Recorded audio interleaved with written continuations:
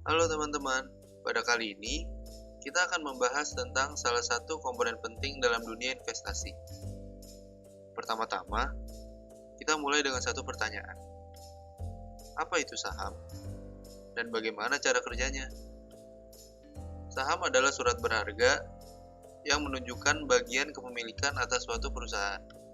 Kemudian, lembaran saham ini dapat diperjualbelikan di tempat yang bernama pasar modal. Dan inilah yang disebut dengan sharing ownership. Untuk mempermudah pemahaman kita terhadap konsep sharing ownership, mari kita gambarkan bahwa ada seorang pengusaha. Pengusaha ini mencari seorang investor untuk membangun perusahaan bersama.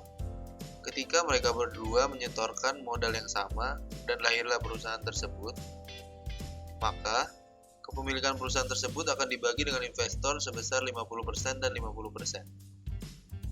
Selanjutnya, kita bisa menganalogikan saham sebagai potongan puzzle.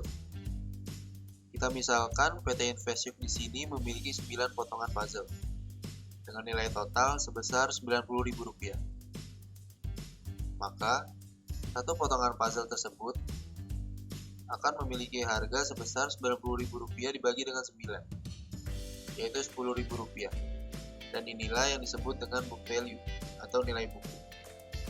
Nah, book value inilah yang merupakan nilai sesungguhnya dari sebuah saham.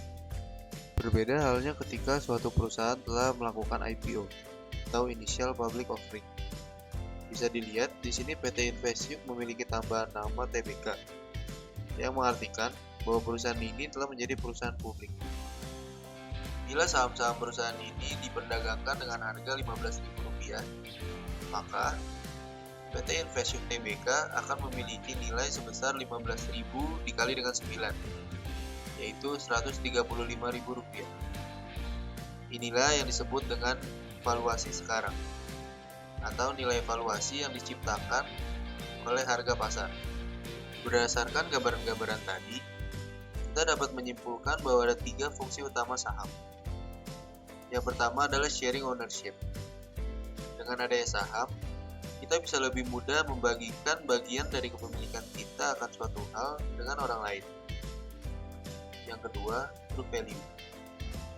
Dengan mengetahui jumlah saham suatu perusahaan dan modal perusahaan tersebut, maka kita dapat mengetahui nilai sesungguhnya dari suatu saham perusahaan. Yang ketiga adalah company valuation.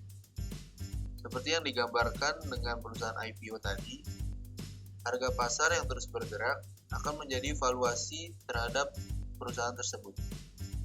Sekian pembahasan tentang apa itu saham.